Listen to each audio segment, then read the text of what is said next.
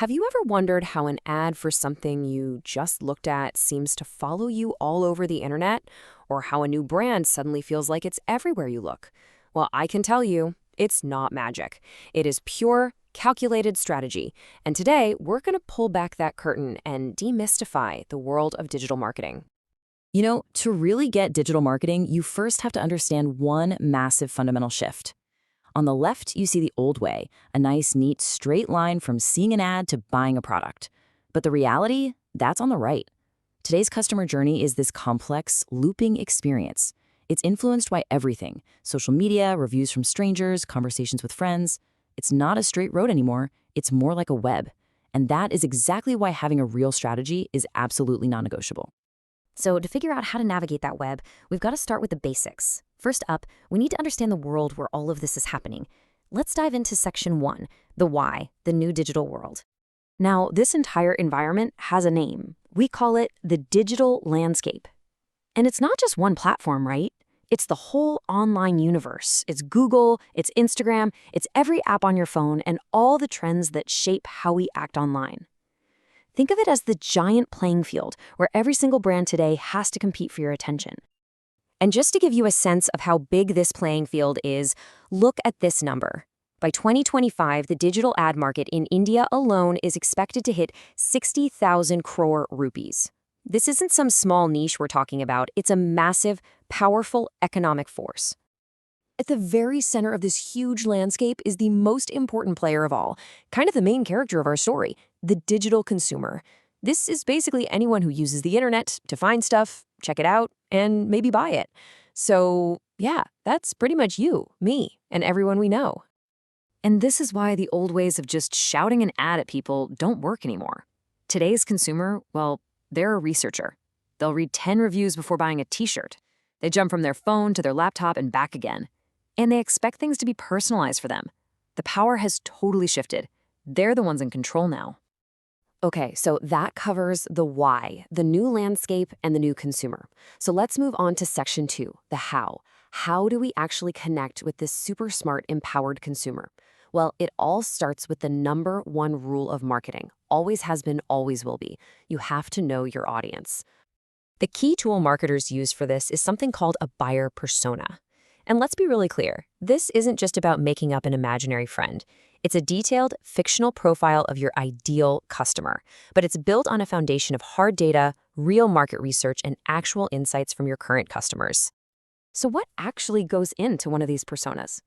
Well, you see the ingredients right here. It goes so much deeper than just age and location. You have to understand what they care about, what motivates them, their online habits, and maybe most importantly, what is the core problem or need that you can actually solve for them. All right, so once you have that really deep understanding of who you're talking to, we get to the next part of the how. This is where you take all that amazing insight and turn it into a concrete, actionable plan. Any good marketing plan follows a logical flow, just like this one. You start with analysis. You got to know your own strengths and what your competition is up to. Then you set super clear goals. From there, you build your big picture strategy. Choose your specific tactics, and this part is so crucial, you constantly monitor and measure everything so you can learn and get better.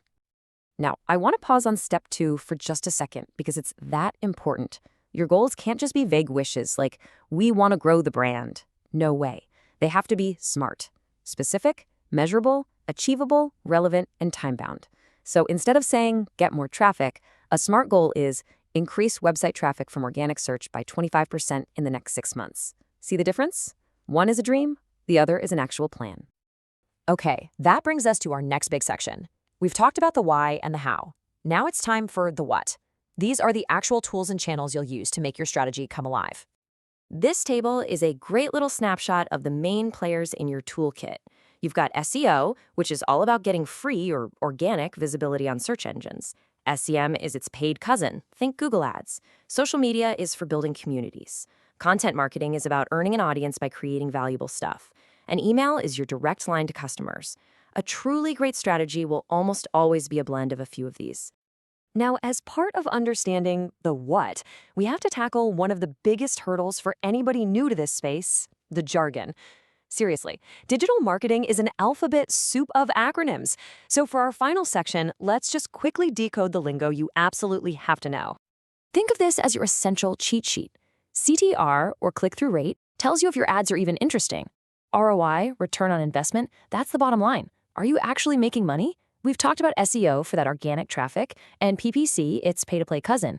And finally, KPIs, key performance indicators. Those are just the specific numbers you track to see if you're hitting those SMART goals we talked about. And that really brings us to the single most important idea here. Because as this quote says, great digital marketing, it isn't just about knowing the acronyms or being a tech wizard.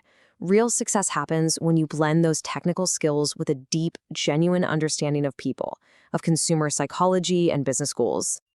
So we've walked through the why, the how, and the what of digital marketing strategy. Now, the ball's in your court. I'll just leave you with this final thought to chew on. Now that you know the basics, what's the very first question you're going to ask about your own digital strategy? Thanks for tuning into this explainer.